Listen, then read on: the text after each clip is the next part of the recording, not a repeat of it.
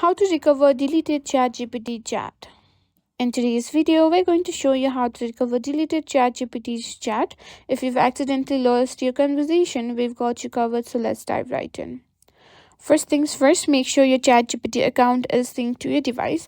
If you're using the ChatGPT app, ensure that you're logged into your account. This is important because ChatGPT often syncs your chat history across devices when you're signed in.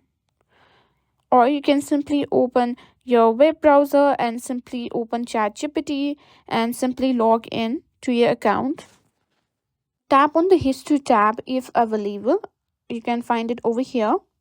And here, as you can see, we have all our history from previous 30 days to 2024. If your deleted chat is listed under your recent conversation, here you can find it. And that's it. That's how you can simply recover deleted ChatGPT chat.